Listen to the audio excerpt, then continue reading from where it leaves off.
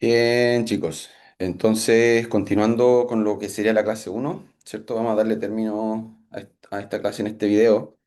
Hacer brevemente el recordatorio de lo que la anamnesis próxima consideraba como todo lo que el paciente te va a relatar cuando tú lo ves en ese momento, ¿ya? Lo que está pasando en ese rato, es decir, cuando el paciente consulta a tu box, te viene a ver, por ejemplo, por consulta general a ti de manera particular o en el CEFAM. O también una anamnesis próxima puede ser considerado aquello que el paciente te refiere en la mañana cuando uno le pasa visita en el hospital. Ya, doctor, me duele la guata, estoy con diarrea, he vomitado, anoche estoy vomitando. Ya, todo lo que está contando en este momento, es decir, el motivo de consulta más la sintomatología asociada. Ya, dentro de la sintomatología asociada, uno debe ir a investigarla. El paciente no necesariamente la va a referir toda, puede que tenga cosas que te dijo algunas y otras que tiene presente, pero no la refirió. Entonces, uno debe preguntar, indagar más allá. Si ha tenido, por ejemplo, si ha tenido fiebre, ha estado con escalofríos, ha tenido sudoración, ha sentido mareado, por ejemplo, si ha tenido náusea o vómito. Náuseas, por ejemplo, ha vomitado, se vomitó de qué color, qué tipo de vómito ha sido, cuántos episodios de vómitos ha tenido, ¿ya? El dolor, bueno, indagarlo con el Alicia, ustedes ya lo conocen, ¿no es cierto? El prurito se expresa todo el día, es cíclico, es más en la noche, es una sola parte del cuerpo, en todas partes del cuerpo, hemorragias y cosas varias. Indagar, ir a profundizar, lo que se conoce como agotar el síntoma, ¿ya? En ese sentido, es importante siempre indagar desde cuándo empezó esto. Si viene un paciente con, no, me siento mareado, ¿de cuándo es que viene esto? Esto viene hace una semana, hace 3 meses, no, te dicen hace rato, ya, pero tú necesitas números, cuantificar, hace 2 meses, hace 3 meses, un año, ya, que el paciente te lo refiera. ¿Cómo ha sido la evolución del cuadro? ¿Ha mejorado? O sea, vos, por ejemplo, se ha autolimitado, eso quiere decir que se mejoró solo, por sí solo, sin tener que alguien hacer alguna cosa, alguna medida o bien ha tenido que él hacer algo para que esto mejore, ¿ya? Por ejemplo, ha empeorado, ha ido en evolución, ¿no es cierto? O el cuadro, por ejemplo, se mantuvo con esas mismas características. Y por último, si ha recibido tratamiento, ¿no es cierto? Asociado a lo mismo, ¿vale? Por ejemplo, sobre todo en el caso de la ITU a repetición, sería bueno indagar cuáles serían los tratamientos antibióticos que habitualmente recibe o ha recibido para poder mejorar. Ya que hay algunos formatos de preguntas que ustedes le podrían estar haciendo a los pacientes asociados a esto mismo. Avanzando con la anamnesis remota, ¿no es cierto? Esta incluye distintos aspectos, ¿no es cierto?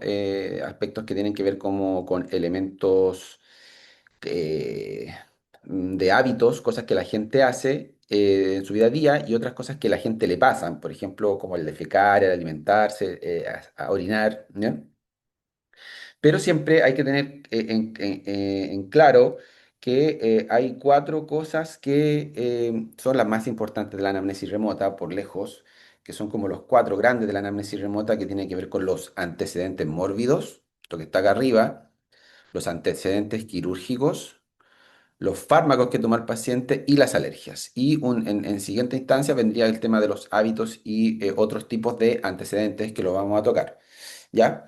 En cuanto a los antecedentes mórbidos o médicos, o lo mismo que decir patologías crónicas, ya ahí tenemos, por ejemplo, la abreviatura de lo que sería la hipertensión arterial, HTA, DM2, diabetes mellitus 2, en el caso de diabetes mellitus 1 sería DM1, ERCs, enfermedad renal crónica, aquí es DLP, dislipidemia, EPOC, ustedes ya saben la sigla, ICC, insuficiencia cardíaca congestiva, etcétera. Entonces, todas las cosas que el paciente tiene como antecedentes mórbidos, y también es importante ahí poner o destacar aspectos quizás, por ejemplo, desde el punto de vista como cardiovasculares, que han sido muy importantes. Por ejemplo, si el paciente ha tenido uno o dos infartos, o ha tenido un accidente cerebrovascular, o ha tenido algún evento de trombosis. También están los elementos malignos que también sería interesante destacar, sobre todo cuando ha estado en el momento, está con cáncer, por ejemplo, en tratamiento, con qué, ¿no es cierto? O bien cáncer ya tratado, cáncer, ya también es importante cuando un antecedente más del pasado, de la misma persona. Antecedentes quirúrgicos. El nombre de la operación, acuérdense que las operaciones terminan en tomía. Por ejemplo, si yo me saco el apéndice, es una apendicectomía. Extirpación de adenoides, adenoidectomía. Extirpación del útero, como en la prueba, ¿se acuerdan? Histerectomía. o extirpación de los ovarios o forectomía. Y así, ustedes tienen que ir buscando los nombres y ya no hablar de operación de, no sé, operación de, como les dije, de apéndice, ¿ya? Sino que tratar de mencionar el nombre de la operación. Y la fecha ideal, aunque sea, quizás no es exacta, pero sería interesante saber la fecha, sobre todo asociada al motivo de consulta. No es lo mismo que yo me opere, me estoy consultando hoy día en urgencia y me operé hace una semana, versus una operación que ha tenido una persona ha tenido 3 o 4 operaciones abdominales hace, puta, a lo largo de más o menos aproximadamente 30 años, y hoy día el paciente consulta por dolor abdominal agudo, ¿no es cierto?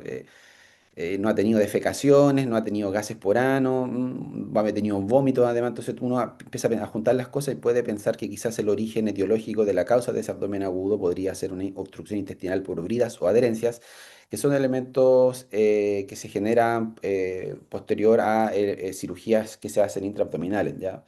Entonces ahí uno tiene que ir viendo.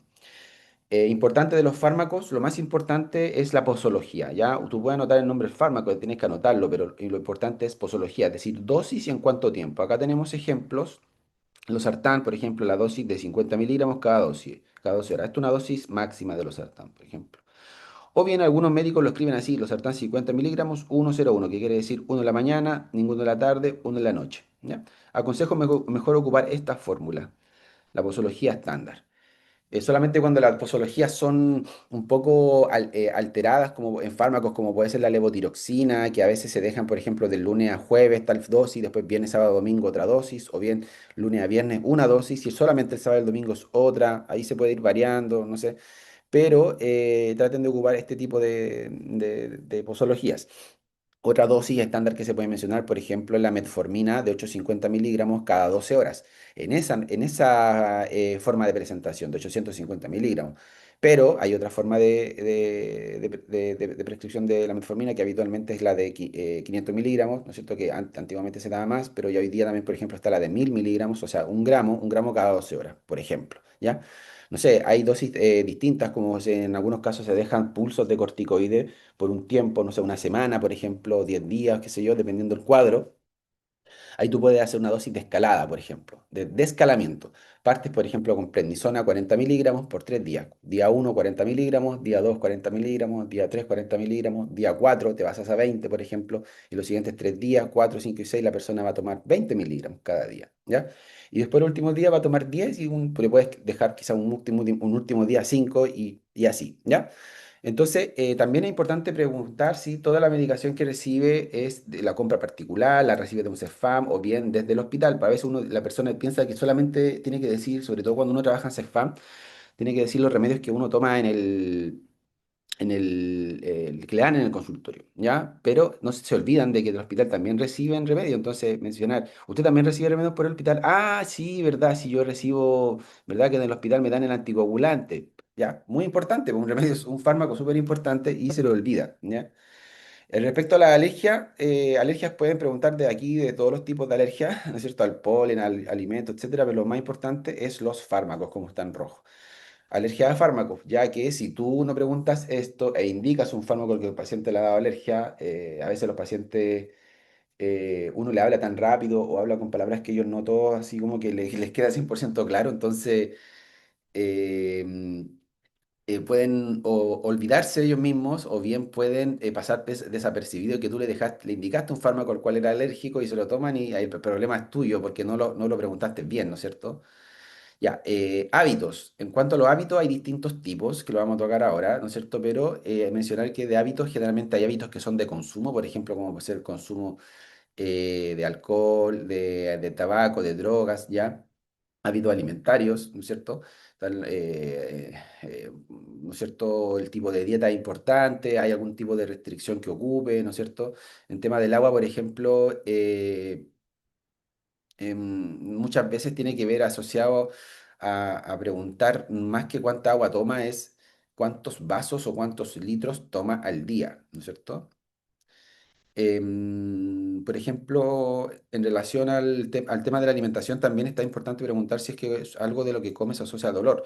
Porque, por ejemplo, hay cuadros como la misma colelitiasis o pancreatitis crónica, Muchas veces se genera dolor abdominal que no es tan intenso, pero es algo de dolor, ¿no es cierto?, asociado a ingestas específicas que tienen que ver sobre todo con alimentos más bien grasos. Y el tipo de ejercicio, el hábito de ejercicio del tipo, por ejemplo, consultar si es anaeróbico o aeróbico y con qué frecuencia se hace, ¿ya? En este sentido, por ejemplo, en tema de alimentos que, como estaba mencionando, que pueden desencadenar dolor, por ejemplo, o molestia abdominal, cuando toman té, algún café, cuando toman alcohol, cuando comen comida muy grasosa como una chorrillana, una pizza, ¿no es cierto? Algunos alimentos más bien azucarados, etcétera, ¿ya? Entonces acá tenemos el punto importante que está asociado a lo que sería la fórmula de gramos de alcohol para que la revisen, para que la traten de verla. Esto no es algo honestamente de semio, pero tienen que saber que existe, se ocupa en medicina, sobre todo en la parte psiquiatría y elementos cuando se hablan de personas que tienen problemas de consumo de alcohol y drogas. Se ocupa para determinar cuánto es el consumo que ellos van teniendo, ¿ya? Y otra escala que tiene que ver con el tema de cuánto fuman los pacientes tabaco, cigarro específicamente, ¿cierto? Está el IPA, que es el índice paquete año. Acá se hace una multiplicación y una división. Entonces se multiplica el número de cigarros que ha tenido el consumo diario por la cantidad de años de fumador y se divide en 20, ¿ya? Entonces yo, por ejemplo, habitualmente lo que pregunto, si el paciente no me dice, no sabe cuántos años lleva fumando, dice, no sé, muy bien, así que de tal edad, yo le digo, le cambio la pregunta. ¿A qué edad empezó a fumar usted? Ah, ya, yo como a los 10 años, ya. ¿Y a qué edad dejó de fumar? A los 50 ya. Entonces se resta 50 menos 10, el paciente lleva 40 años fumando, ¿cierto? Y en ese periodo de tiempo, usted siendo fumador, ¿cuántos cigarros al día fumaba? Ah, una cajetilla de 20. ¿Ese era su promedio? Sí. A veces más, a veces menos, pero como 20 cigarros. Ya, perfecto. Entonces, luego la fórmula dice dividimos en 20 y esto se va y esto se va y te queda IPA 40. Ya, entonces, siempre que la persona te diga que fumaba 20 cigarros, o bien al revés, por ejemplo, te dijo que fumó 20 años, pero la cantidad de cigarros es variable, por ejemplo, dijo, fumé 20 años. ¿Y por cuántos años? 5 años. Perfecto, no hay drama. O sea, IPA 5. ¿Ya? ¿Se entiende? Entonces, eso asociado a lo mismo, en relación al IPA, acá vemos que el IPA menor a 10 es generalmente un riesgo nulo o leve, pero más bien leve, más que nulo, ¿cierto? De 10 a 20 un riesgo moderado, 21 a 40 es alto, muy alto, ¿cierto? En general ya de 21 para arriba es un gran riesgo para que lo tengan presente, ¿ya? Y más de 40 cuando sale alto, muchas ocasiones no es algo estandarizado, pero se habla a nivel como de especialidad, su especialidad en la parte bronco, que esto ya está asociado a pacientes con carcinoma pulmonar, ¿ya? Esto que sale acá es antiguo, creo que ha cambiado un poco, pero en relación a lo mismo, es lo que se consideraba como hábito alcohólico o alcoholismo crónico. Por ejemplo, acá son mujeres más de 4 en un mismo día y en hombres más de 5 en un mismo día, tragos de alcohol, ¿ya? Eso para que lo puedan buscar, mejorar, optimizar, pero el alcoholismo tenía que ver como en su momento, como les digo, 2026, al parecer se está mutando un poco por lo que había leído, escuchado, pero tenía que ver como que se considera alcoholismo crónico, ¿ya? Entonces, hábitos como tal. Tenemos la sexualidad, ¿ya? El hábito sexual también es importante preguntarlo, un aspecto emocional, ¿no es cierto? Pero los elementos clave de preguntar son si es que hay una seguridad en el acto, es decir, ocupa algún tipo de preservativo, algo en específico, tiene una o múltiples parejas, se ocupan métodos anticonceptivos, por ejemplo, MAC, ¿cierto? Significa eso. Y si ha tenido o no alguna ETS o infección de transmisión sexual, enfermedad o infección, ¿ya? Por ejemplo, también es importante destacar el tema de las alteraciones durante el acto, ¿ya? Dolores, por ejemplo. Dolor en el acto sexual se conoce como dispareunia, ¿no es cierto? O coitalgia, ¿ya? La dispareunia como tal es más bien como se suele hacer una aseveración más bien de las mujeres, es decir, durante la penetración la mujer siente dolor vaginal, ¿no es cierto? Su aparato reproductor. Coitalgia puede ser ocupado de manera distinta, hombres y mujeres, pero se ocupa más para los hombres. ¿Qué importancia le da a esa persona a su sexualidad? Si es un aspecto importante o no relevante. Por ejemplo, ¿cierto? Esto a veces tiene que ver con alteraciones de lo que es la pareja, ¿no es cierto? La relación interpersonal que tiene con el esposo o con la pareja. elementos de precocidad en cuanto a lo que sería el orgasmo, ¿no es cierto? La eyaculación en el caso de hombres sobre todo, o bien de lo contrario, que no ocurra, por ejemplo, sobre todo también tiende a ocurrir en algunos hombres mayores o en mujeres, la anorgasmia, ¿ya? La falta de deseo, la falta de líbido y la sinusorragia que tiene que ver con sangrados que ocurren durante el acto sexual, ¿ya? Es decir, un acto sexual genera que la mujer o el hombre en este caso sangre, ¿ya? En cuanto al hábito intestinal o digestivo, importante preguntar, o sea, considerar que el hábito normal suele ser de una a dos veces por día de ir a defecar, ¿ya? Hasta incluso se puede considerar hasta normal, hasta dos veces por semana, dependiendo de, ¿ya? Y lo importante es que tienen que ustedes indagar e investigar lo que es la escala de Bristol, ya que habla de cuál es la consistencia de la S, es decir, qué tan dura, qué tan blanda, que va del 1 al 7, ¿cierto? Habitualmente en uno, que es una deposición demasiado, pero demasiado, ¿cómo se puede mencionar? Una deposición que es dura, como tipo pelotita, ya no, parece que la tengo más adelante, o si no, la tienen que buscar ustedes la escala de Bristol, ¿cierto? Luego tenemos, sí, creo que está. A ver,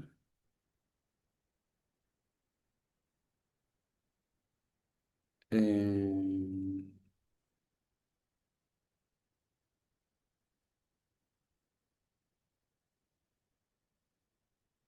sí, sí está puesta. Sí, sí está puesta ya. Entonces ahí la vamos a revisar. ¿Cada cuántos días va al baño usted a defecar? A hacer del 2 también se le puede preguntar al paciente, ¿cierto? Si no lo entiende. Algunos pacientes dicen obrar, como hacer del 2. Voy a obrar, ¿ya? También es importante preguntar por alteraciones de la consistencia. Por ejemplo, si suele transicionar entre días o semanas donde hace normal, un hábito normal, ¿cierto? Sin alteraciones y o se le pone estítico o bien luego hace diarreas, ¿cierto? Como una especie de ¿cómo se podría mencionar esto? Como una variabilidad, ya, por ejemplo, hay días, está acá normal, después hice diarreas, después hice más, ¿cómo se dice? Como más estítico, normal. Ya esos tipos de cambios suelen hablar de quizás elementos que tienen que ver con alteraciones que en ocasiones se presentan como asociados a cáncer de colon, colorectal por si acaso, ya, donde hacen cambios de manera muy frecuente. Una semana o 3, 4 días están así, después 3, 4 días están de la otra manera, hacen diarrea, después se vuelven estíticos, después está normal y así. La diarrea se considera como un aumento en lo que es la frecuencia, de cierto, la velocidad intestinal y cambio en el contenido, en la consistencia también. Entonces, lo que cambia es frecuencia y cantidad, ¿ya? De la persona normalmente lo que hace. Entonces, por ejemplo, yo, no sé, estoy poniendo un ejemplo, hago una vez al día, después de diarrea podría ser considerada que yo empecé a hacer 3 veces al día o cuatro, no sé, además de mi deposición se puso más blanda de lo habitual, ¿ya? No necesariamente diarrea es como la diarrea líquida que habitualmente uno piensa, oh, pura agua, no, ¿ya? Em, También es importante preguntar si presenta incontinencia fecal, ya decir que le cuesta, o sea, perdón, que en vez de aguantarlo, se sale solo, ¿cierto? No puede contener él, por eso es incontinencia. A veces en los adultos mayores, muy mayores, suele ocurrir eso, ya suele ocurrir ese fenómeno de incontinencia, pero hay que tratar de diferenciarlo de otros elementos que pueden ocurrir incluso estando dormidos. El paciente cuando está dormido se defeca en la cama, ¿cierto? Eso se llama encopresis, ¿ya? Cuando es doloroso la defecación o dificultad para evaluar, acuérdense, todos los medicinas de dolor o molestia o dificultad se adelanta con Por eso disnea, dificultad para respirar, ¿ya? Em, Dismenorrea sería como, y también lo vamos a ver en esta clase, como dolor durante la menstruación, ¿ya? Disartria, dificultad para concatenar las palabras, ¿ya? En cambio, aquí en el hábito intestinal, disquesia sería como dolor o molestia o dificultad evacuatoria. Lo mismo que anismo, también el paciente tiene anismo, no, le cuesta hacer del 2, ¿ya? Elementos patológicos en las heces siempre tienen que ver con sangre y pus en la mayoría de las veces, ¿ya? Sangre se puede expresar de distintas maneras. El paciente puede tener melena, ¿ya? Deposiciones negruzcas de mal olor, que traducen hemorragia digestiva alta. El paciente puede tener hematoquesia, que son deposiciones con algún grado variable de sangre. habitualmente con la sangre de tipo como incrustada en algunas partes de la misma deposición, o pueden venir como unas estrías sanguinolentas, en ese sentido más S que sangre, traduce hemorragia digestiva baja, habitualmente por alguna lesión que pueda estar sangrante o que la misma S pasó y rompió. Un pólipo, por ejemplo. Rectorragia, un pólipo por si acaso dentro de lo que es el tubo gastrointestinal, imaginemos que este es el tubo, ¿ya? Por dentro. Y un pólipo sería como una lesión que está levantada, ¿ya? Levantada. Aquí estoy pintándolo. Entonces, cuando pasa la S por acá, imaginemos que rompió. Y toda esa línea que estuvo en contacto con el pólipo, que lo lesionó al pasar por ahí, quedó manchada de sangre, ¿ya? Entonces, esto sería una S con hematoquesia. Caso contrario, si la S está demasiado manchada, así, llena de sangre o incluso casi completamente de sangre, eso asociado más bien a rectorragia, ¿ya? Que ambas dos, tanto lo que es la hematoquesia como la rectorragia, estas dos son hemorragias digestivas bajas, no la melena, que es alta, ¿ya? Ahí tienen que acordarse que el ángulo de Treitz es lo que define entre alta y baja, ¿ya? Y tienen que saber diferenciarlo en cuanto a cuáles son los elementos anatómicos que lo constituyen al ángulo de Treitz. Otro elemento patológico importante es el pus, o lo mismo que se conoce como deposición con mucosidades, mucosa, ¿ya? Habitualmente tiene que ver con infecciones bacterianas, podrían ser fúngicas también, pero más bien bacterianas y en algunos casos con parásitos, ¿ya? Mucosidad no es lo mismo que pus, ya el pus, el líquido purulento es realmente amarillento, es como que si uno echara una especie de mayonesa. En cambio la mucosidad es como cuando uno tiene rinorrea, ¿cierto? Cuando está resfriado y le salen los moquillos, uno se suena y hay moquillo transparente, ya como que si fuera clara de huevo. Eso es la mucosidad. Y en cambio los parásitos, la presencia de parásitos habitualmente pueden salir y no tener como ninguna sintomatología, ¿cierto? Como clásicamente a veces ocurre en el tema de los, estas de la como, no larvas, sino que son parásitos más bien largos, como se conocen como la lombriz solitaria, ¿no es cierto? En ese caso, em, muchas veces el paciente no sabe. O sea, más que no sabe, no tiene como una sintomatología clásica o clara de parásito, ¿ya? Ahora, hay otros tipos de parásitos que no son la tenia, ¿no es cierto? Pues que la tenia clásica es la lombriz solitaria, la tenia solium creo que es una de ellas y la otra es la saginata, ¿ya? En esos casos, cuando hay parásitos que pican, uno muy característico es el Enterobius vermicularis, ¿ya? El Enterobius vermicularis, el clásico que se conoce como piduyes o también lo conocen como oxiuros, ¿ya? Con nombres distintos. Ahora, otros términos en cuanto al hábito intestinal, ¿ya? La acolia sería la pérdida de la tinción de la S, ¿ya? Son heces más bien de color grisáceas que no logran mancharse de color café o color de S. Ustedes las pueden buscar, ahí también la vamos a ver, pero es una S sin color, acolia, ¿cierto?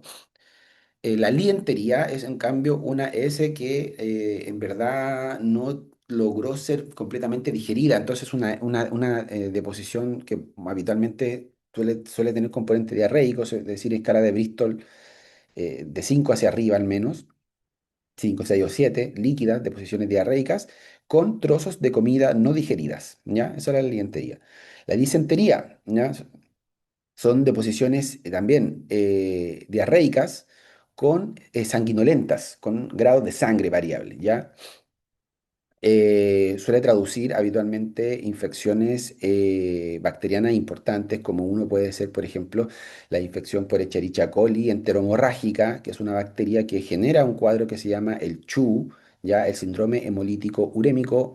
Tarea para ustedes, y pueden ser preguntados en la prueba, lo estoy mencionando acá, está grabado, ya, averigüen la triada del CHU, ya, yo les digo que, le voy a decir una sola, ya, que el paciente cursa con AQI, con insuficiencia renal aguda. Y ustedes busquen las otras dos triadas del CHU, que tiene elementos bien característicos. Son tres componentes como que el paciente se afecta. Uno es que hace lesión renal aguda y ustedes tienen que buscar las otras dos, ¿ya? Está asociado a elementos particulados que van por la sangre, por si acaso.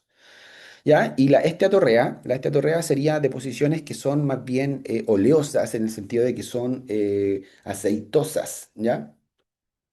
Por lo mismo, muchas veces la S queda volando, como flotando en el baño. El paciente ve como aceitoso y la S como muy, muy característica, como a veces de color más bien amarillento, etcétera, ¿ya? Pero es S oleosa o aceitosa. Acá tenemos ejemplos. Estos son distintas formas de sangrados. Bueno, en la clase habitualmente yo preguntaba cuál era cuál y le iba explicando, pero acá como es una grabación, vamos al tiro a decirlo. Estas son deposiciones que son melénicas, ¿ya? Esta es una deposición melénica, un Bristol, digamos, como 4, ¿cierto? Al menos entre 3 y 4, más 4 que 3, pero por ahí, es decir, como en consistencia más bien normal. El color es el que cambia, es negra, si se fijan. Y esta sería una Bristol, como al menos de 5 o 6 más, entre 5 yo me orientaría un poco más, ¿cierto? Aproximadamente. Y es una deposición más bien diarreica, pero también melénica, ¿cierto? ¿Por qué? Porque el color y el olor es lo que lo da, es la característica, ¿ya? ¿Por qué está negra? Porque es sangre que pasó por el trayecto asociado, o sea, se combinó mucho con los elementos de los ácidos clorhídricos del estómago o a nivel del duodeno y se coaguló, ¿ya? En cambio, esta otra sangre, esta que está acá del medio, estas son otro tipo de deposiciones. En este caso vemos distintos ejemplos, variabilidad de ejemplos de lo que podría ser la hematoquesia. ¿Ya? Vemos acá harta caquita, harto deposición y un poquito de sangre, como le había mencionado. ¿Ya? En este otro lado justo vienen las estriaciones de sangre por un solo lado de la S, se fijan, acá, acá nomás, es decir, que pasó como en contacto con un lado donde había una lesión, la erosionó, se pasó por ahí y por el otro lado no se ve. Acá también, muy similar. Y acá en este caso, bueno, se manchó, venía quizás con un poco más de sangre, pero se fijan, no es un sangrado que quedó así como, wow, mucha sangre, ¿cierto? Como va a ver en las siguientes imágenes, sino que la sangre se empezó a diluir un poco en el agua del baño y manchó aquí pintitas, ¿no es cierto? Pero no es tanta sangre. Entonces, como concepto, la metoquisa siempre es más S que sangre.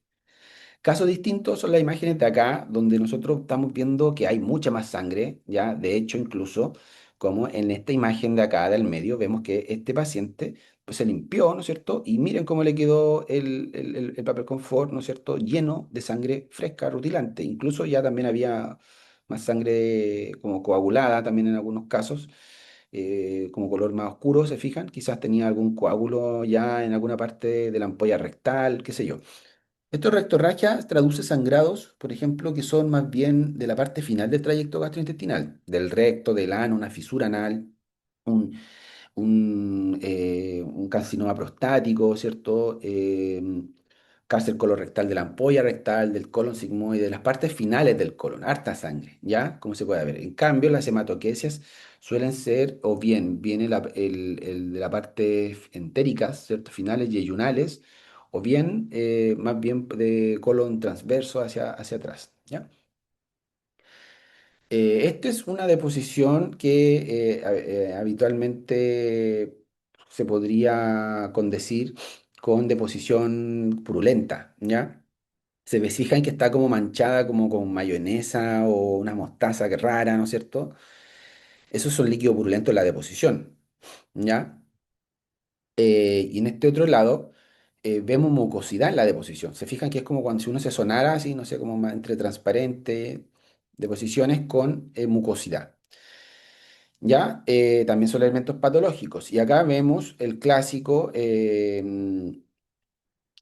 oxiuro que se conoce, que es el Enterobius vermicularis, son una especie como de gusanitos, ¿ya? Se pueden ver ahí en esa zona. Hay distintos tipos de enfermedades que pueden alterar la consistencia, la coloración. Ahí el objetivo justamente de estas asignaturas que ustedes vayan investigándolas, en qué paciente yo presento deposiciones mucosas, en qué paciente yo tengo deposiciones purulentas, ¿ya? Etcétera. Por ejemplo, sale acá abajo la enfermedad de Crohn, la proctitis, es una inflamación del recto, ¿no es cierto? La enfermedad de Crohn, ya que una enfermedad inflamatoria intestinal también suelen generar grados de hemorragias, sangrados bajos, ¿ya? La colitis ulcerosa genera mucho más sangrado que el Crohn, ¿ya? Por eso funciona como rectorragia su sangrado, ¿ya? Luego pasamos al ámbito miccional, orinar, ¿ya? Acá lo clave es tener presente que el volumen diario normal es de 1,5 litros y puede tener variaciones con la ingesta, por eso tampoco es tan clásico muchas veces preguntar como por cuánta frecuencia tiene el paciente, porque va a variar dependiendo de la ingesta, ¿ya? Si yo tomo mucha agua, voy a orinar más, si tomo menos, menos, ¿ya?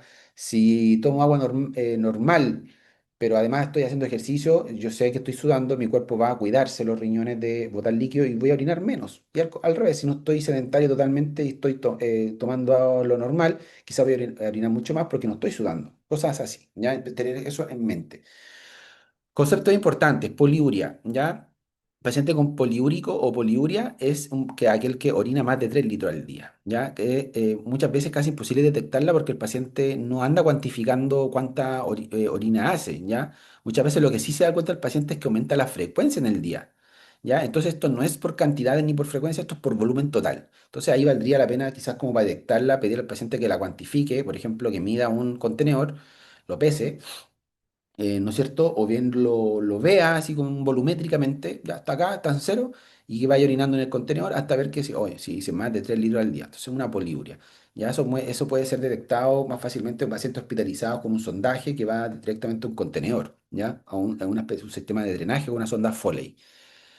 ¿Quiénes hacen poliuria? Por ejemplo, pacientes con ERC compensada pueden hacer, sobre todo aquellos pacientes que están en etapa 2 de la ERC. Acuérdense que la ERC tiene etapa uno, 2, la 3 se divide en A y B, tiene etapa 4 y etapa 5. Uno, no casi normal, en verdad no deberían asustarse, pero los dos ya tienen cambios, ya cambios en sus distintos aspectos de lo que es el sistema renal. Otros pacientes que hacen poliuria son los pacientes diabetes 2 descompensada. Acuérdense que uno de los criterios de diabetes 2 descompensada es poliuria, junto con la polidipsia, con la polifagia y la pérdida de peso, ¿ya? Tenemos también la oliguria, que es decir, orinar menos. Pero ¿cuánto? Desde el punto de vista cuantitativo es menor a 500 ml al día. En algunos casos se menciona menor a 400. No está incorrecto, está bien igual, ¿ya? O sea, distinta literatura y lo único que cambia son 100 ml, pero es una diuresis disminuida. Oligoanuria sería hacer menos de 100 ml al día y anuria tiene una definición cuantitativa que es menor a 50 ml al día y cualitativa, es decir, ausencia de orina, no orinar, ¿ya? Ausencia de la diuresis. Todos estos elementos serían importantes siempre estar considerando lo que les dije antes, que tener algo que para medirlo de manera volumétrica, ¿ya? ¿Quiénes hacen anuria? Por ejemplo, pacientes que suelen hacer aquí lo que les dije recién, o sea, insuficiencia renal aguda o por siglas en inglés, que creo que es acute kidney injury, como se dice ahí, ¿cierto? Sí, esto es. O bien pacientes que están cercanos a la anuria, como les dije antes, por ejemplo, paciente ERC en etapa 5, ¿ya? En etapa 5 ya esos están anúricos o hacen muy poco pipí. En cambio, los pacientes coligúricos pueden ser pacientes en etapa 3B o etapa 4, ya 3B, muy raro, más bien que bueno, más bien con la 4, pero estos pudieran serlo igual, ya dependiendo si es un paciente que, por ejemplo, no ha estado bebiendo líquidos por ABC, ya ABC motivo. Luego, en cuanto a lo que es la frecuencia, analizamos la frecuencia de la micción. Aquí podemos dividirlo en pacientes que orinan muy poco, ¿ya? La polaquiuria es aumento de la frecuencia miccional, pero con disminución del volumen del mismo. Es decir, el paciente va varias veces en el día al baño, pero orina poco. Habitualmente esto está traducido o asociado a que el paciente presenta algún grado de irritación de la vía urinaria o bien infecciones urinarias, ¿ya? Clásicamente describido como ITU, ahora se conoce también como IBU, ante la infección de tracto urinario, infección de vía urinaria actualmente.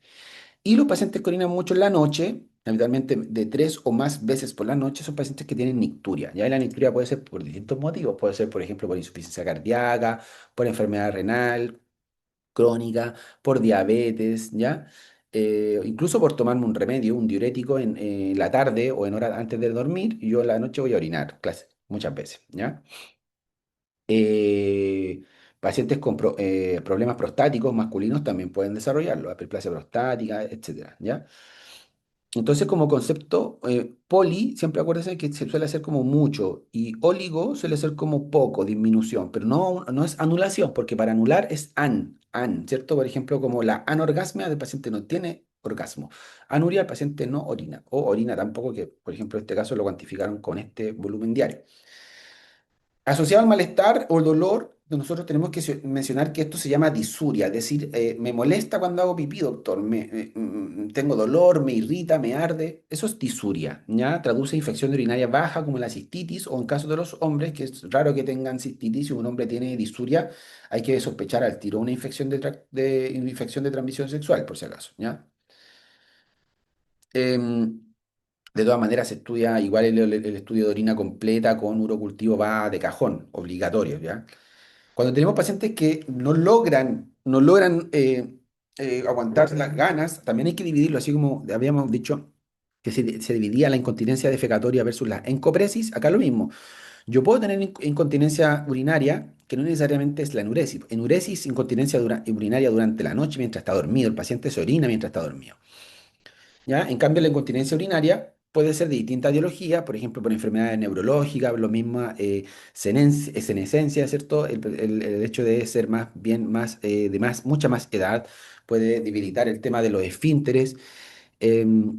Muchas veces en las mujeres ocurre la incontinencia urinaria, que suele dividirse en general, como desde el punto de vista urológico o ginecourológico, entre incontinencia urinaria de esfuerzo, ¿cierto? Es decir, cuando el paciente hace una fuerza, se agacha, em, no sé, levanta algo pesado y se le escapan unos chorritos, esa incontinencia urinaria de esfuerzo. Por el contrario, la urge incontinencia o incontinencia urinaria de urgencia, ya me gusta más urge incontinencia, es porque el paciente siente la gana de miccionar, le da empieza como cuando uno le dan ganas, pero y no se alcanzó a aguantar. O sea, o tengo ganas y voy al baño, o mientras estoy buscando un baño, se le sale, se orina un poco, ¿ya? Y está la mixta, que es un componente de los dos. Les pasa tanto como urgencia urinaria o urge incontinencia, y también les pasa con esfuerzo, ¿ya? En mujeres mayormente suele ocurrir este tipo de incontinencia urinaria, como sale acá, ¿por qué? Porque por los partos, ¿ya? Sobre todo a mayor cantidad de partos, una mujer gran multípara, por ejemplo, ahí busquen ese concepto, eh, va a tener quizá mayor deterioro o bien una inestabilidad de piso pélvico, es como más, lo más certero que va a gatillar que lo más probable es que pueda quedar con algunos grados variables de urgencia, de incontinencia urinaria, ¿ya? Mayor cantidad de partos y sobre todo si esos embarazos fueron no cuidados desde el punto de vista del peso, etcétera, ¿ya? Eso debilitan o disminuyen la tensibilidad de los músculos ahí del piso pélvico. Cuanto a la coloración de la orina, vemos que, por ejemplo, paciente con hematuria, paciente con orina rojo, orina rosado, ¿cierto? Hay que sospechar hematuria y la hematuria puede ser micro o macroscópica. Microscópica sería que no la vemos, es decir, el paciente no te refiere así efectivamente que tiene coloración roja el pipí, pero yo le pido un examen, ¿cierto?, de orina y efectivamente la orina completa tiene un análisis bioquímico y un análisis microscópico. Y en el microscópico se ven aumentos de los glóbulos rojos de eritrocitos por campo. En cuanto a lo que es la coluria, una orina que es más bien oscura, como tipo color té o Coca-Cola. La coluria y la acolia que fue mencionada antes, ¿se acuerdan? En el hábito defecatorio, traducen por si acaso cuadros colestásicos, ¿ya? O coledocianos también, asociado a, por ejemplo, que el paciente no logra emitir la bilis adecuadamente, sacarla desde colédoco hacia la parte de duodeno, por lo tanto las heces no se van a teñir correctamente. Y tampoco va a permitir el paso hacia lo que es la orina, ¿no es cierto? Para que la orina se logre teñir con su pigmento, ¿no es cierto? Que en el caso de la S, el pigmento es la estercobilina y en el caso de la orina es el urobilinógeno, ¿ya? Entonces la coluria o sea, es un exceso de coloración en la orina y la acolia no se pigmenta, ¿no? O sea, básicamente es eso. O sea, como hay mucha ¿cómo se dice esto? Bilirrubina que está asociado o aumentada en la sangre, se filtra más y se pasa un exceso de tinción de bilirrubina, el urobilinógeno, que pasa por la orina, ¿ya? Por eso está colúrica esa orina. Luego tenemos la piuria, que es una orina más bien turbia, turbulenta. Lo que traduce es piocitos o células del sistema inmune, leucocitos, en la orina. En algunos casos puede ser más, puede ser menos. El exceso sería una orina como ya incluso purulenta, que no suele ser tan característico, la verdad.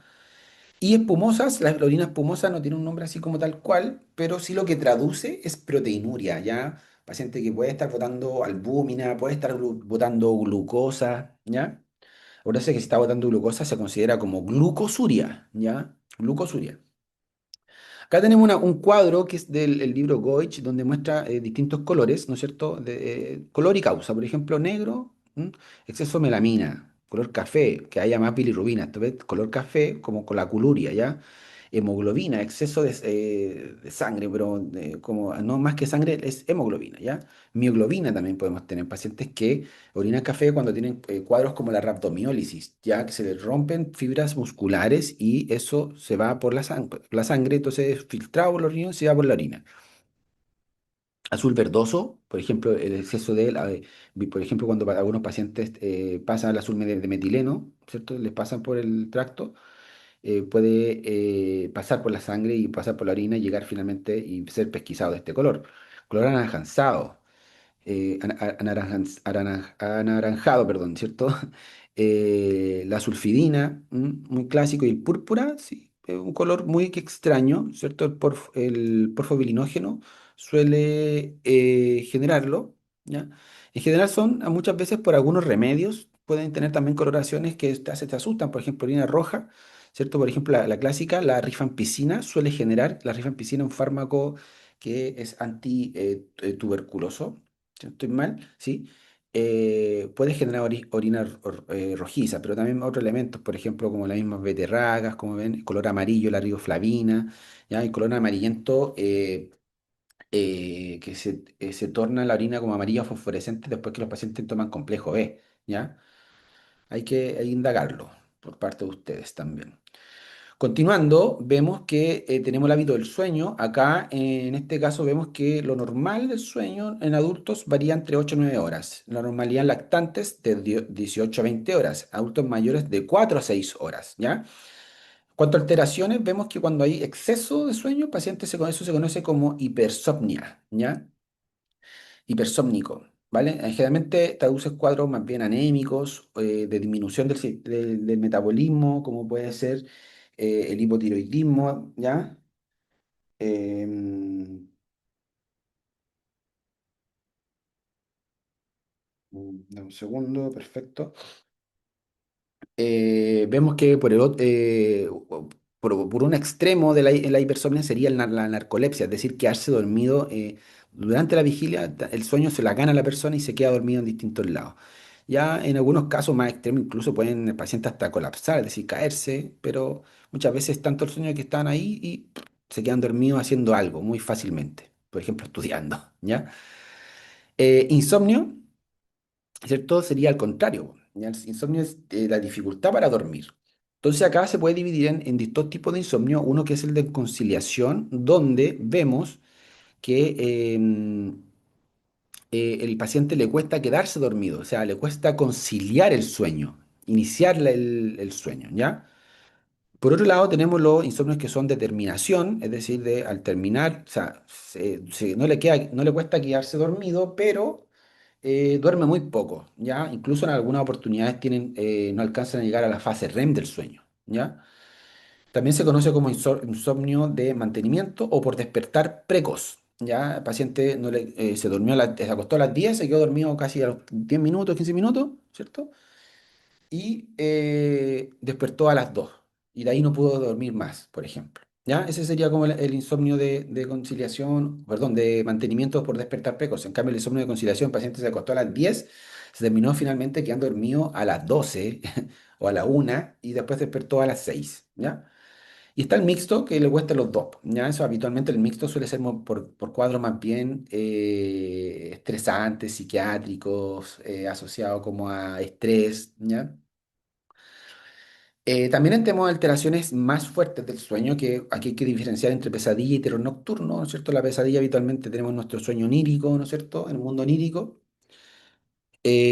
Soñamos cosas que habitualmente la representación de lo que vemos se divide en dos: mundo actual, mundo antiguo, mundo pasado. Entonces las imágenes que están vívidas en mi sueño son las imágenes que yo he visto habitualmente en las últimas 2 semanas, 3 semanas. Personas que vienen eso, por ejemplo, vengo viajando desde Madrid, ¿no es cierto? Porque fui a ver un partido de fútbol hace 10 días atrás, pero estoy soñando, no sé, po, ese es la forma del sueño, ¿cierto? Y el fondo, como la parte del contenido, el mensaje del sueño, son cosas antiguas de mi infancia. Por ejemplo, estoy soñando con mi papá, ¿cierto? Que me pegó, o mi mamá que me retó, no sé, pero estoy en el estadio. ¿Te fijas? Entonces, y en ese rato, por ejemplo, incluso me puede haber pegado un guardia de seguridad o me retó una guardia de seguridad. Y eso se transmite como el mensaje a través de imágenes recientes.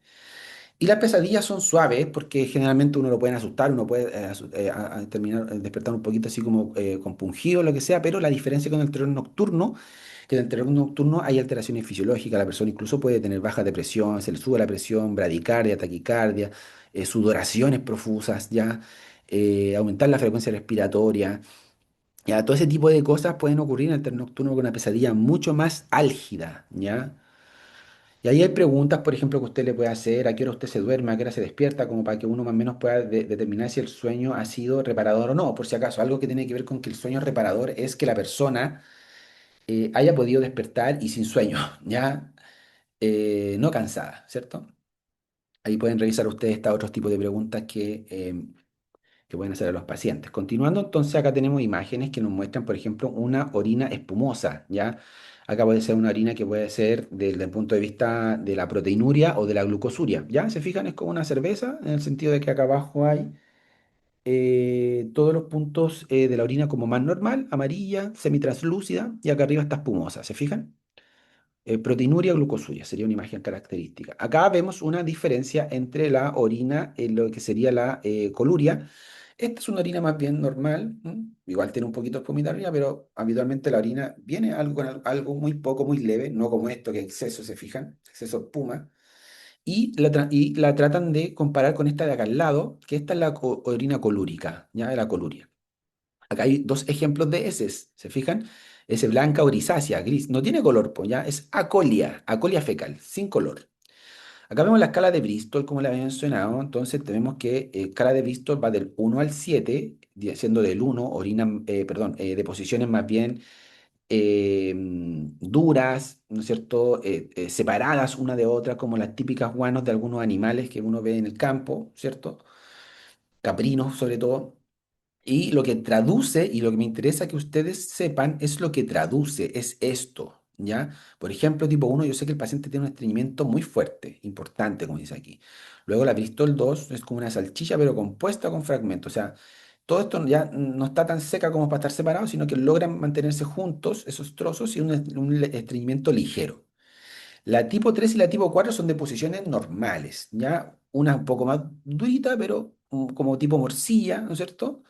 Y la otra es una deposición más bien alargada, como tipo salchicha. 3 y 4 normal. 5 ya es un poco de falta de fibra, ¿cierto? Como deposición más bien tipo masa pastosa, un borde mal definido.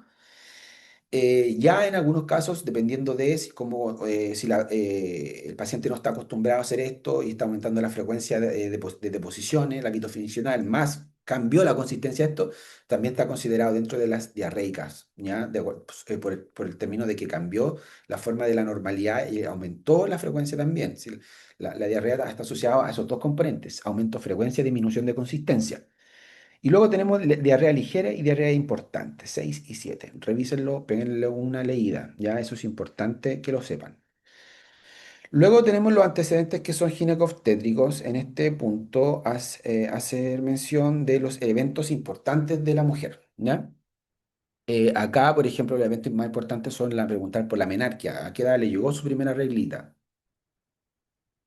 La menopausia: ¿a qué edad se fue su última menstruación? Dependiendo del motivo de consulta, por ejemplo, si está preguntando, está asustada o lo que sea, o está dentro del plan de concebir familia, ¿no es cierto? Preguntar por la fecha de la última regla o la fecha de última menstruación, que es lo mismo, FUR, FUM, ¿ya? Cuanto a la fórmula obstétrica, hay nuevas fórmulas tétricas que están asociadas a la PUC más que nada, a la Pontificia Universidad Católica, pero es importante que al menos conozcan esta, que es la más básica, la más rudimentaria, que es la GPA o bien GPP, ¿ya? Que traduce cuántas son las gestas, los embarazos, ¿cierto? Cuántos son los partos y cuántos son los abortos o pérdidas, ¿ya? Por ejemplo, puede tener una mujer que ha estado embarazada 5 veces, ha tenido 5 partos y ninguna pérdida. O sea, G5P5A0, ¿ya? O bien puedo tener una mujer que ha estado embarazada 3 veces, ha tenido 3 gestas, ha tenido partos 2 y ha tenido un aborto, una pérdida. Sería G2, no, G3, P2, A1, ¿ya? El tipo de parto también es importante. Aquí hay que dividirlo entre el uso de distintos elementos, pero lo clásico es vaginal. Parto vaginal, en posición eutóxica el feto, ¿no es cierto? El nasiturum. El nasiturum, por si acaso, es aquel que está por nacer. La definición de alguien que está por nacer es un nasiturum, ¿ya? En latín. Y, y puede ser la vía vaginal o bien puede ser la vía por cesárea, ¿ya? Y también está en caso mencionar, si fue por vaginal, uso de forceps, ¿cierto? Para la extracción de este nasiturum. También es importante mencionarlo, por si acaso, si se usó o no se usó. También si la persona tuvo enfermedades del embarazo, ¿ya? La mujer si tuvo hipertensión del embarazo, por ejemplo, algo que se conoce como el síndrome hemolítico, perdón, el síndrome hipertensivo del embarazo, CHE, HE, CHE, ¿cierto? Síndrome hipertensivo del embarazo, o bien si tuvo alguna otra cosa específica, como por ejemplo diabetes gestacional o alguna otra. Ya esos pacientes en general se ven en algo que se llama el ARO, ¿ya? Se lo voy a escribir, el ARO, tal cual, ¿cierto? ARO, que significa alto riesgo obstétrico, ¿ya? Toda mujer con enfermedad que ya previa o durante el embarazo tiene que ser controlada con los ginecólogos que son la parte más bien obstétrica, no tan gine, sino que obstetricia. Me estoy hidratando. Bien. Ya. En cuanto a la periodicidad o el ciclo de la menstruación, importantísimo, pesquisar si es regular o irregular. No, a mí me llega a veces a 30 días, a veces a 21, a veces a 40, irregularidad. No, a mí me llega cada 28 días contado. Y a veces cada 28, a veces un día 29, pero no me salgo de ahí. Eso es regular. En ese sentido, es importante mencionar que hay hartos términos desde el punto de vista ginecológicos, ¿cierto? Pero yo podría hacer mención, por ejemplo, uno clásico que es la eumenorrea, ¿cierto? Que en este caso, como les dije antes, ¿se acuerdan que alteración de dolor de la regla, la menstruación dolorosa se mencionaba como dismenorrea? En este caso, como sale acá abajo, dolor o malestar durante la menstruación, muy dolorosa, dismenorrea. Cuando la menstruación es normal, totalmente normal, regular, sin ningún tipo de molestia, ninguna cosa, nada, nada, nada, nada, desde el punto de vista sobre todo de los días, etcétera, un ciclo normal, regular, fisiológica, volumen, etcétera, eso se llama eumenorrea, ¿ya? ¿Se acuerdan cuando le dije eucardia? ¿Por qué? Porque la frecuencia está dentro de la normalidad. Eu en medicina es normal, ¿ya? Metrorragia, por el contrario, sería una alteración asociada a lo que sería justamente la cantidad de volumen sangrado, ¿ya? Sería un sangrado anormal, ¿ya? Generalmente puede ser considerado como sangrados que ocurren fuera del periodo menstrual regular, ¿ya? Es decir, por ejemplo, puede ser mucho sangrado o un sangrado menor, ¿ya? Un sangrado abundante, por ejemplo, que la mujer en esto tiene 3 días, sangró 4, incluso puede sangró 5 días, sangró mucho, mucho, mucho, mucho, ¿ya? O bien, también puede ser asociado a sangrados distintos, ¿no es cierto? Por ejemplo, como que no ocurren dentro de la normalidad, ¿Cómo puede ser el spotting? Como se menciona ahí, que el spotting es el concepto de goteo, goteo intermenstrual. La mujer, no sé, ponte tú, sabe que cada 30 días le llega su menstruación y que su duración son 4 días y ella mancha ¿cómo se llaman estas? Toallas higiénicas femeninas cada día, ¿sabes? Pero ahora el día 15, un día entre 15 16 y 15 por ahí, volvió a sangrar, pero gotitas, solamente goteó y manchó su ropa íntima, ¿ya? Su calzón. Entonces, eso es el spotting, goteo intermenstrual. Es anormal, ¿ya? La duración, ya cuando es muy corta duración o alteración hacia la alteración como por el sangrado leve, poco o poca duración, también se puede considerar endometrorragia, ¿ah? Pero desde el punto de vista de la duración, cuando se corta la regla, es decir, una mujer tiene pérdida de su menstruación por 3 ciclos consecutivos o que no le ha llegado su menstruación en 90 días o más, eso se llama amenorrea, la definición de amenorrea, ¿ya? Y menometrorragia es una duración, por ejemplo, mayor a 7 días, que por lo demás no es súper atípico que una mujer incluso le dure 7 días su regla, ¿ya? Lo clásico es que dure entre 2 a 5 días, ¿ya? Mayor a 7 días es menometrorragia. De punto de vista volumétrico, la menstruación se puede dividir entre hipomenorrea e hipermenorrea. Hipomenorrea, menos volumen, poco volumen, ¿ya? Hipermenorrea, mucho mayor volumen. Dolor, ya lo dijimos, o malestar, la dismenorrea. También hay que preguntar por otros aspectos como pueden ser el uso de los medios anticonceptivos, los MAC, y tener claro que hay una nueva nomenclatura que es el SUA, ¿ya? Es súper importante. SUA significa sangrado uterino normal, ¿ya? ¿Por qué es importante? Porque SUA se considera, por ejemplo, todo aquello que es, incluso muchas de estas cosas de lo que dijimos acá arriba, por ejemplo, la metrorragia, el spotting, también está asociado a un sangrado uterino normal, ¿ya? Pero en oportunidades, por ejemplo, una mujer que tiene una menarquia a los 7 años, no es para nada esperable. Investiguen cuál es la edad habitual de la menarquia. También investiguen como tarea cuál es la edad habitual de la menopausia. ¿Cuándo se considera menopausia precoz, por ejemplo? ¿Ya? Usted tiene que saber que toda mujer que ya se está establecida su menopausia, es decir, ya se sabe que ella lleva, por ejemplo, le llegó su menopausia a los 50, que es el estándar, ¿cierto? Y ahora tiene 60 años, nunca más hizo sangrado, y ahora a los 60 un día en la noche fue a hacer pipí, se despertó y tenía sangre, imagina. Dijo, va, ¿qué pasó? ¿Ya? Eso es un sangrado uterino normal, ¿ya? Y eso debe ser investigado con una biopsia. Como sale acá, es una biopsia larga porque se entra por la vagina, se entra del cuello uterino, se pasa hacia el endometrio y se hace una biopsia de endometrio. Se llama biopsia de Pipel, Pipelle se escribe, biopsia de Pipel. Tiene que ir obligatoria siempre a toda mujer que haga un sangrado uterino normal, sobre todo mujeres muy, muy adultas, adultos mayores que han vuelto a sangrar después de su menopausia. Ya, antecedentes traumatológicos. Acá es importante el tipo de evento. Traumatológico, ¿por qué? Porque se cayó, porque lo golpearon, porque tuvo un accidente automovilístico, ¿qué pasó? ¿Ya? Y el tipo de lesión. Y aquí es importante mencionar que de los tipos de lesiones, pues yo puedo tener un monotraumatismo o un politraumatismo. Politraumatismo, por supuesto, es peor, ¿ya?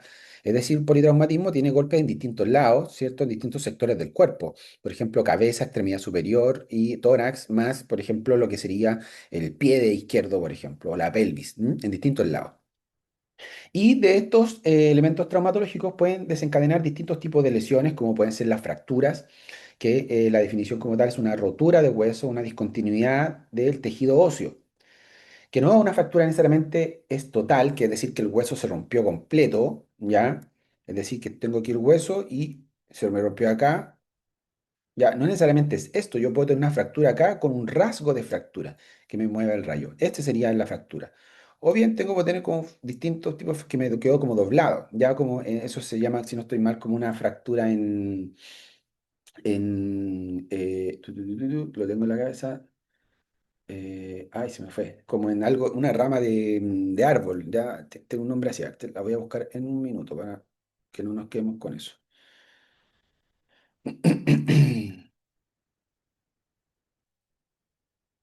Está acá. En tallo verde, ¿ya? Si algo tenía que ver con una planta, ¿ya? En tallo verde. Ya hay distintos tipos de fracturas, chicos. Yo ahora, por ejemplo, voy a abrir una, la voy a agregar acá a la diapo para que ustedes también las puedan ver y sepan de que hay hartas formas de que una persona puede fracturarse, ¿ya? Entonces, por ejemplo, aquí vamos a borrar esto y esto, chao, y acá tenemos. Y esta es la del tallo verde, ¿se fijan? ¿Sí? ¿Qué pasó acá? Esto que está aquí abajo se puede apreciar, voy a tratar de agrandarlo un poco más, ¿ya? Es decir, quedó como separado nomás, nada más. Tenemos impactación de la fractura, es decir, que el hueso quedó adentro del mismo hueso, una fractura oblicua, una fractura mariposa, ¿ya? Con minuta, es como que se rompió en distintos lados, esas son terribles, la verdad, desde el punto de vista de la reconstrucción y la traumatología, ¿ya? Etcétera. Luego tenemos los esguinces, que es una ruptura parcial o total, ¿no es cierto?, de tejido ligamentario. Yo tuve un esguince de rodilla, he tenido dos en el ligamento colateral medial, ¿cierto? Hay gente que cuando uno siente mucho dolor, se torció algo, ¿no es cierto?, o tuvo un golpe en alguna articulación habitualmente, y si no es fractura, la mayoría de las veces el diagnóstico es esguince, por si acaso. La mayoría de las veces uno clínicamente puede hacer algunos movimientos, los pacientes tienen dolor, hacer, por ejemplo, no sé, po, lo que favorece es el ligamento. No sé, el ligamento favorece la extensión o la flexión o la rotación, siente dolor, pero no hay fractura, ¿ya? Porque el rayo, por ejemplo, me está diciendo no, no está fracturado. Los esguinces más habitualmente se suelen ver con maniobras, por supuesto, pero también desde el punto de vista de los exámenes con ecotomografía de parte blanda. Luego tenemos las luxaciones, donde la lesión específicamente ya no es ligamentaria como tal, sino que lo que está ocurriendo es una separación del hueso, ¿ya? Es decir, yo tengo dos huesos y uno se desencajó, ¿ya? Se perdió la relación anatómica articular, el hueso con el otro donde estaba unido se salió. Eh, Luxaciones habituales, luxación de codo, luxación de hombro, ¿no es cierto? Y para volver a colocarla, eso se llama reducción, está reduciendo la articulación. Volver a colocar la articulación en su lugar anatómico normal. El desgarro como tal, desgarro ya no es hueso, ya no es ligamento, ya ahora es tendón, ¿ya? O bien asociado a un músculo como tal. Pues yo puedo tener desgarro de tendón o desgarro de músculo. Es más clásico de planos musculares más grandes que de tendón, ¿ya? Pero tendones clásicos que uno sabe que suelen ocurrir, por ejemplo, el tendón del bíceps, que se suele romper y la persona queda con el músculo todo agarrotado como una pelota arriba, ¿cierto? Muy, muy grande. A ver, rotura, tendón, bíceps, ¿cierto? El paciente, a ver. Veamos una imagen real. Sería bueno ver una imagen real cómo le queda al paciente. Incluso eso es un signo, por si acaso, que es el signo de Popeye. ¿Ya?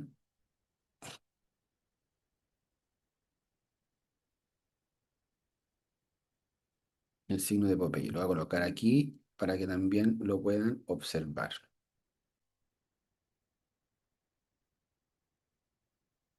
¿Ya? Entonces se rompió acá, todo esto se tiró y se retrajo el bíceps. ¿Ya? También tenemos el clásico de rotura del tendón de Aquiles.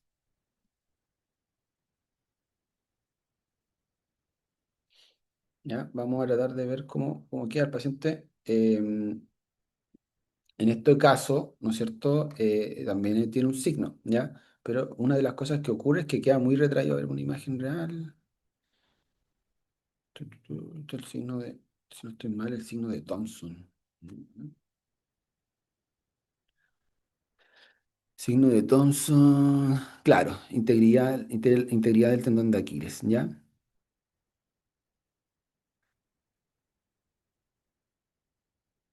El paciente queda con todo el tendón recogido hacia arriba y la parte como de los talones quedan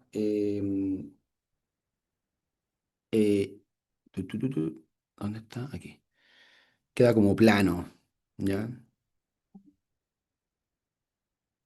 Acá hay otra imagen.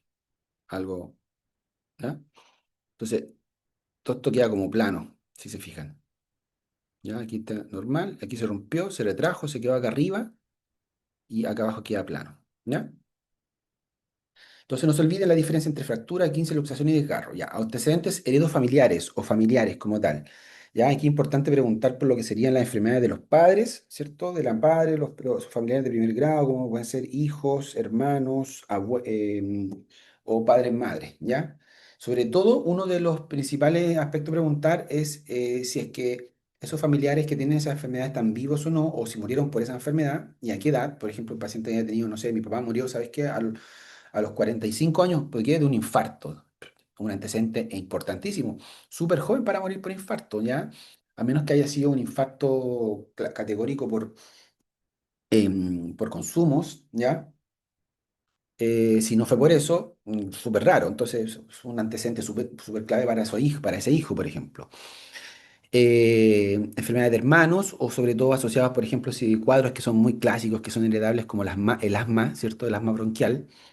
Pero uno de los alimentos, por supuesto, más importantes a preguntar, yo puedo preguntar, oye, ¿su papá tiene hipertensión? ¿Su papá tiene diabetes? Sí, importa, importa. Pero mucho más importante, más relevante, es siempre preguntar por antecedentes de cáncer familiar. ¿Usted tiene antecedentes de cáncer en su familia? Por ejemplo, su mamá, su papá, su hermano, su tío, abuela, tía. ¿Quién? Ah, sí. La paciente, por ejemplo, consulta porque tiene, no sé, po, pérdida de peso y además porque la mama izquierda a veces ha sentido que leve molestia y por lo demás vio que tiene un cambio ahí como en la figura de la mama izquierda. Entonces, ¿usted tiene antecedentes de cáncer de mama? Sí, mi abuela. ¿Y quién más? Mi tía, la hija menor de ella. Ah, chuta. ¿Te das cuenta? Entonces, eso es importante. Siempre preguntar por cáncer, ¿ya? En los antecedentes heredofamiliares. Más que por patologías así, es importante, pero más importante es lo otro, ¿ya? Ya, bueno, ya esto ya lo vimos, esto lo agregamos recién. Ahora, estos antecedentes psicosociales, personales, ¿ya? Es importante preguntar por la composición familiar, cuántos miembros de la familia tiene, hijo o hija, vive, es casado, vive con la persona, es conviviente, ¿no es cierto? Está en concubinato ya, lo que se conoce hoy día como estar en pareja, antiguamente era un concubino, ¿ya? Está como un vía de casado, pero sin estar casado, ¿ya? Em, es como de su trabajo, ¿cierto? Que es uno de los aspectos súper importantes también en la vida de las personas. ¿Le genera agrado o desagrado ir a trabajar? ¿Usted se siente estresado? ¿Qué tipo de funciones realiza? ¿No es cierto? ¿Cómo está la relación en el trabajo, la relación interpersonal con sus colegas, con su jefe, con sus, no iba a decir súbditos, pero no súbditos, sino con las personas que usted manda, ¿no es cierto? Buena, mala, le genera estrés o no tanto, ¿ya? A nivel de los estudios, está el nivel escolar, cómo está el tema del desempeño académico, están buenas las notas, malas las notas, está yendo a la universidad, está yendo realmente a las clases, va con agrado, la pasa mal, es disgustable para usted la carrera, realmente se siente bien estudiando medicina o siente que es muy complejo, tiene que hacer, estudia enojado, de malas ganas, estudia a última hora, ese tipo de cosas, ¿ya? Los hobbies, ¿con qué frecuencia lo realiza? ¿Es de manera esporádica? ¿Es ocasional? ¿Es con qué frecuencia? ¿Todos los días? ¿Una vez a la semana? Y elementos de la casa, por supuesto, lo más importante, lo voy a poner en negrito porque a veces es uno de los aspectos más importantes en ciertos tipos de motivo de consulta. Por ejemplo, si tu paciente está constantemente bajo de peso, te dice que come y no le pasa nada, que te lo ve caquexi, como casi, no sé, extremadamente flaco, ¿ya?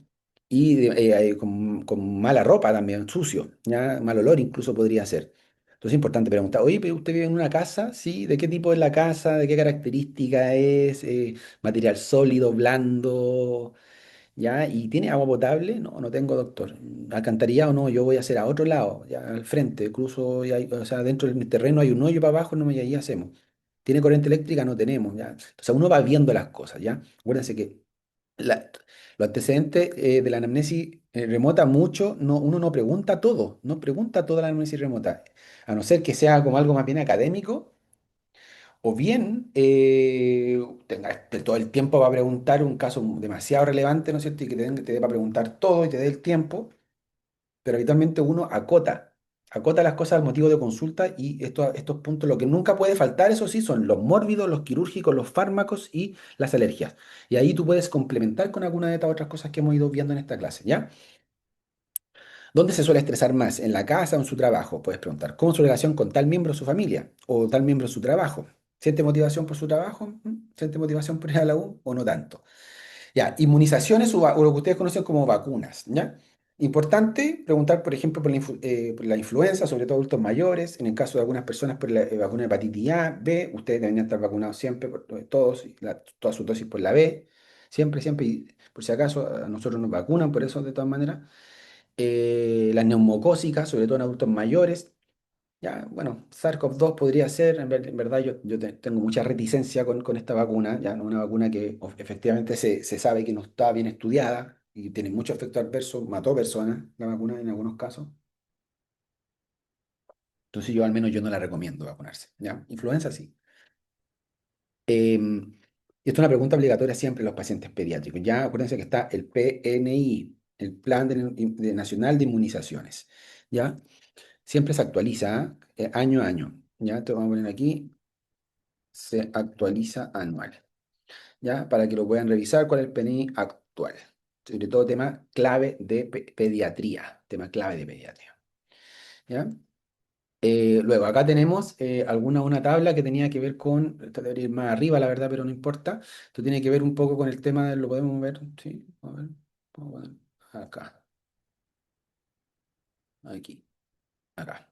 Ya, tiene que ver con nomenclatura asociada al sangrado uterino normal y anormal. ¿Se fijan? Entonces, quiero que lo revisen ustedes, porque para que no lo hagamos tan largo esto, pero acuérdense, siempre se analiza desde la frecuencia, la regularidad, la duración y el volumen, y ahí uno puede ir ver, ¿cierto? Términos de día y todo. Em, Luego, como eso lo vimos, tenemos los síntomas generales, que quiero hacer la mención de que estos son los capítulos que ustedes deben estudiar del Argente y se supone que ya deberían estar estudiados, por lo menos hasta la semana pasada ya debería estar estudiado todo esto. Si usted está estudiando ahora, al momento que, o lo va a estudiar recién ahora, al momento que está viendo este video, quiero decirle que está extremadamente atrasado con su estudio y es probable que esto impacte en su nota, así que ojalá ponerse las pilas lo antes posible, pero aún así yo creo que va a generar algún impacto, ¿ya? Porque este tiempo ya pasó. Capítulo del dolor, capítulo de la fiebre, capítulo de la disnea, cianosis, edema, ictericia, astenia, pérdida de peso y ganancia de peso, fueron tareas del semestre pasado, cuando yo los conocí en segundo año, que deben estar al menos revisados y ahora reestudiados su resumen, ¿ya? Esto entra en la primera prueba, fijo. Fijo 100% entran preguntas de estos capítulos, así que aconsejo estudiarlo a conciencia. Ahora, el examen físico general es algo que ya habíamos empezado a mencionar, ¿no es cierto? Y de hecho ya estábamos en la clase de eso, está casi, casi lista esa clase de todo lo que hemos visto. Una mención por encima, somera, cuáles son los puntos del examen físico general. Se pueden tener más puntos, dividirse más puntos. Por ejemplo, la piel puede estar dividida de los anexos cutáneos, la actitud y la postura puede estar dividida, esto, ¿ya? Pero yo lo dividí así para dejarlo en 10 puntos. Signos vitales, presión arterial, frecuencia cardíaca, frecuencia respiratoria, temperatura, saturación de oxígeno y el hemoglucotés que se asocian. Estos dos son los más importantes siempre, forever, ¿ya? Por siempre. No, ahora por favor. Yo porque ya empezaba a preguntar de qué se trata cada uno. Yo empezaba a preguntar la normalidad en la clase, ¿no? Habitual de cada uno, ¿ya? Eh, Signos vitales y orientación y conciencia, el estado de conciencia que los vimos son los más importantes. A mí no me interesa mucho ver la fase, la marcha del paciente, no me interesa mucho ver la actitud, la postura, no me interesa mucho ver quizás como los anexos cutáneos, es decir, cómo está la uña, cómo está el pelo del paciente, si el paciente está hipotenso, está taquicárdico, está hipotérmico o con una fiebre de 41, desaturando 80, está inconsciente o está soporoso, sopor superficial, por ejemplo. No me interesa mucho eso. O sea, lo más importante por lejos son estas cosas. ¿Te fijas? Si yo le pesquiso y tengo una hipoglicemia en 30 y está inconsciente por la hipoglicemia, yo voy a actuar y después me dedico a hacer otras cosas. ¿Ya? Luego tenemos, yo lo ordené como en estados justamente de importancia. Luego, en términos de importancia, ya vimos también el estado de hidratación, vimos de qué se trata la perfusión, hablamos del pulso, los tipos de pulso, los pulsos que se generan en tal o cual patología. Aconsejo estudiarlo también esa tablita o diagrama o esquemas, como quieran llamarlo, y los pulsos en distintos lados, ¿ya? Vimos el estado nutricional, la constitución, ¿no es cierto? Ya, estos hacen referencia al segundo punto de importancia, por si acaso, ¿ya?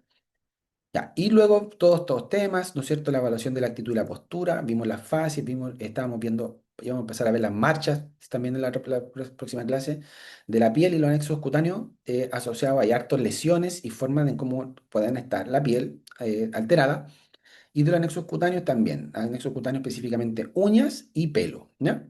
Y por último, el sistema linfático, que le adelanto que es súper importante, tiene 5 características importantes que siempre tienen que estudiarse, que son la forma perdón, el tamaño del ganglio, tiene que saber cuál es un tamaño, un ganglio anormal y un ganglio normal, la sensibilidad del ganglio, es decir, si es doloroso o no doloroso la palpación, o duele de manera espontánea incluso, la forma de la regularidad de la forma, es decir, ¿es regular o irregular? ¿Tiene contornos o no tiene contornos? ¿Ya? Entonces tenemos un ganglio chico, un ganglio grande. Duele, oh, dolor. La regularidad sería, esto es regular, ya más o menos regular, pero esto sería un irregular, por ejemplo. Ya un ganglio que tiene distintos, como relieves. Dijimos la forma, luego tendríamos la consistencia, si es duro, blando, pétreo el excesivamente duro como piedra, y por último tendríamos la movilidad o adherencia a planos profundos, es decir, si es capaz de ser movible o no movible. Si yo no lo muevo, eso es malo, ¿ya? Y ahí tienen que ver ustedes dividirlo entre características normales y características malignas de los ganglios, por si acaso. Siempre se estudia así. Luego tenemos acá el tema de lo que sería los 4 tiempos del examen físico, que también lo conversamos en clase, ¿no es cierto? Tenemos el tema de la inspección. Lo primero yo miro, luego palpo, luego percuto y luego ausculto. Y eso se puede cambiar dependiendo del motivo de consulta, sobre todo si es de abdominal. La auscultación pasa a segundo lugar. En dolor abdominal agudo, en urgencia, yo debería hacer inspección, auscultación, palpación y percusión. Meto la auscultación en segundo lado. ¿Para qué? Para no alterar los ruidos hidroaéreos del paciente. Los ruidos hidroaéreos son los ruidos que yo escucho o percibo con el fonendoscopio al colocarlo en el abdomen del paciente. ¿Ya? No deberíamos saltarnos ninguna parte del examen físico. Importantísimo. Tratar de mantener el orden del examen físico, tal como lo dijimos recién, y se puede alterar, sobre todo en ese caso, sí, se puede alterar en ese caso de, como le dije recién, dolor abdominal agudo. Por último, hablar de los síndromes. Ustedes tienen que llegar a hacer, en esta asignatura, saber hacer diagnósticos sindromáticos. Y acá tenemos síndromes por sistemas. Por ejemplo, tenemos el síndrome ulceroso, habitualmente dolor abdominal, y en algunas oportunidades pues, el paciente puede presentar melena, por ejemplo.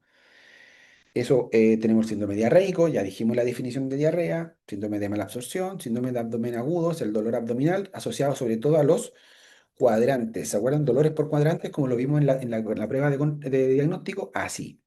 El síndrome colestásico o coledociano, es decir, la bilis está estática, ¿cierto? No permite el paso, ¿ya? Eh, hacia el tracto gastrointestinal. Coledociano, porque el colédoco está obstruido quizás por un lito, ¿ya? Una piedra. Tenemos el síndrome de insuficiencia hepática, síndrome de obstrucción intestinal, síndromes rectoanales, síndromes hemorrágicos digestivos, ¿ya?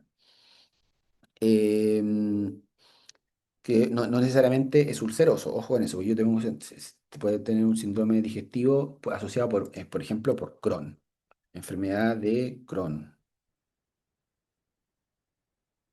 Chuta. ¿Ya? Un ejemplo, ese es un ejemplo. ¿Ya? Luego tenemos los respiratorios, de insuficiencia respiratoria, ya el síndrome de distrés respiratorio del adulto, el síndrome del parénquima pulmonar, que el clásico es, por si acaso, la NAC, o neumonía, mejor dicho. ¿Ya? Neumonía. Es un ejemplo también. Síndrome de la vía aérea, por ejemplo, crisis asmática, ¿ya? O EPOC, ¿ya? Y así, síndrome pleural, acuérdense que el clásico empiema, un derrame pleural, síndrome mediastínico, ¿ya? Que son malos los de mediastínico.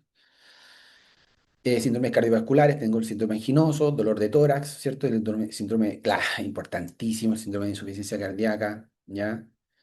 eh, Síndromes valvulares, arrítmicos, hipertensivo arterial, síndrome de insuficiencia vascular periférica, ya de extremidades inferiores, habla de esto de trombosis, ¿no es cierto? De enfermedades trombóticas o bien desde el punto de vista de las venas, como pueden ser también lo clásica, varices, ¿cierto?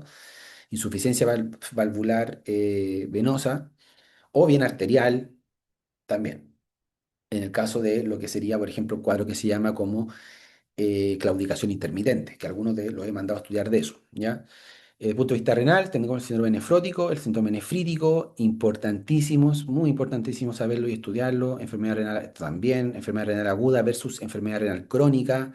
Aquí no es lo mismo lo que pasa, deterioro de la disminución del filtrado, ¿no es cierto?, de los riñones en agudo, en 24 o 48 horas, que el paciente que está a lo largo de años y años perdiendo su capacidad de lo mismo. Síndrome de insuficción urinaria y litiasis de la vía urinaria, ¿ya? Luego, importante mencionar que cuando yo hago el proceso diagnóstico, ¿cierto? Cuando ya tengo, ya estoy capo y sé muy bien todos los aspectos de mi anamnesis, todos los aspectos de mi examen físico general, yo ya ahí puedo ir metiéndome y puedo identificar los síntomas del paciente. Por ejemplo, paciente que está con decaimientos, un paciente que está, estos son un ejemplo por si acaso, paciente que está, imagínate de los síntomas, él te dice ya. ¿Qué sentí usted? Me siento decaído, estoy con escalofríos, sí, tengo tos con flemas, doctor, tengo por eso, ya. Tú haces tu anamnesis, todo tu, ya. Anamnesis próxima. ¿De cuándo que viene con esto, cierto?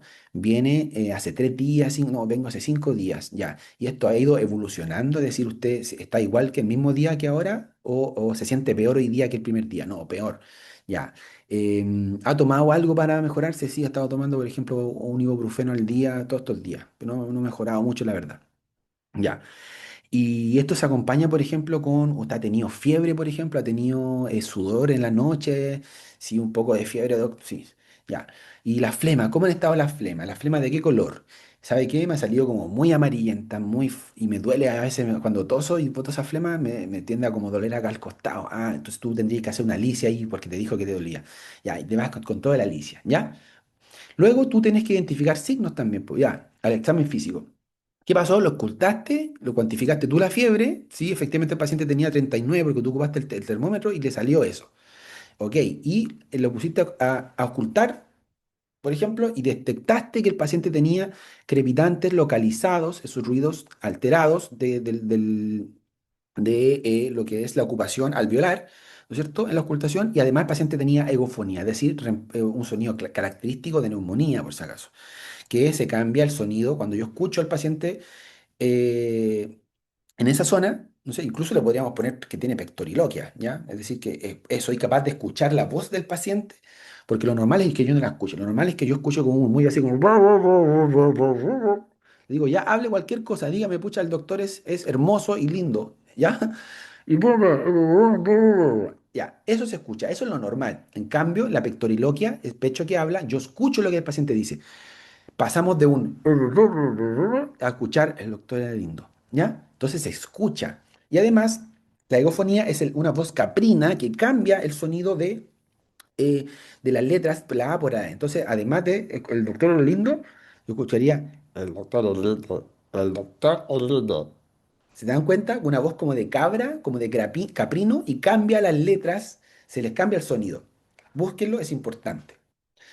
Luego, ya con signos y síntomas, yo puedo tener un diagnóstico presuntivo, como se conoce, o una sospecha diagnóstica. Y estas sospechas diagnósticas generalmente son mi diagnóstico sindromático, po, ¿ya? Yo que tengo en la mente con todo esto, el examen físico más la anamnesis, tengo que estoy quizás frente a un síndrome infeccioso. ¿Por qué? Por la fiebre. Pues tengo que tener un síndrome respiratorio, porque en la clínica respiratoria el paciente estaba con tos con flema. Y puedo tener un síndrome parenquimatoso pulmonar. ¿Qué? ¿Por qué yo me tinca? Porque hasta ahora tengo crepitantes localizados y tengo gofonía encima, en esa zona. Es decir, que el parénquima está ocupado del saco alveolar. Luego tengo diagnósticos diferenciales, es decir, ¿cuáles? Los voy diferenciando entre, puedo ser este, puede ser esto otro, puede ser esta otra cosa, dentro de mi diagnóstico sindromático. ¿Puede tener un TEP este paciente? Podría ser raro, la verdad, porque quizás tendría más dolor, un dolor distinto, o quizás hay TEP que también se presentan sin dolor, ¿no es cierto? En cambio, este habíamos dicho que tenía un dolor cuando inspiraba, ¿cierto? Fuerte, le dolaba como un dolor como en puntada de costado, que es el dolor pleurítico, por ejemplo, ¿ya? Además, el TEP generalmente, ¿por qué le iría a ocurrir un TEP a este paciente? ¿Está con hemoptisis, caballero? No, no, bueno, hemoptisis, tos con sangre por si acaso, ¿ya?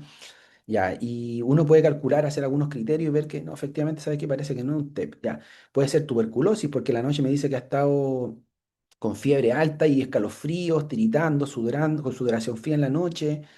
Ya he estado tosiendo 5 días. Bueno, para sospechar tuberculosis tiene que ser tos, tos más o menos sostenida de al menos un mes sin parar.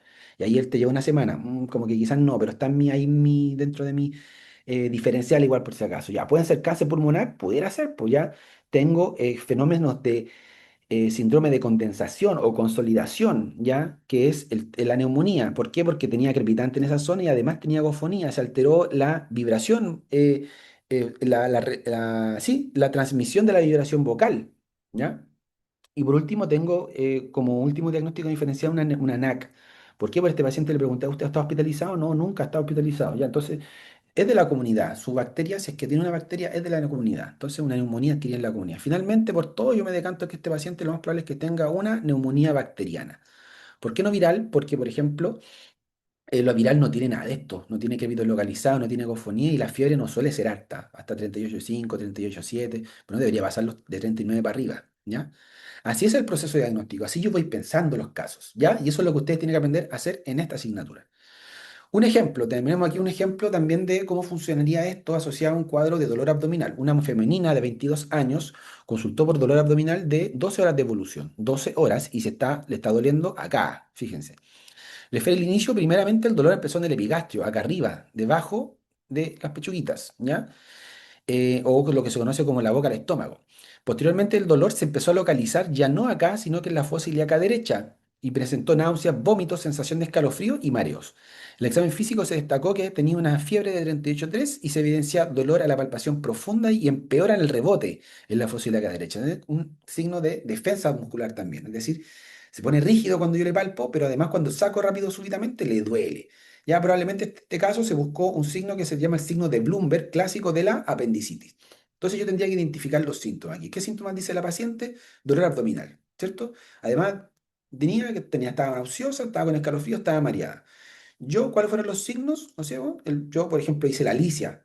Hice una eh, objetivación del dolor con el Alicia. Oiga, ¿y hace cuánto que le empieza en esa zona específicamente? Le empezó a doler, ok, hace 12 horas. ¿Cómo es el dolor?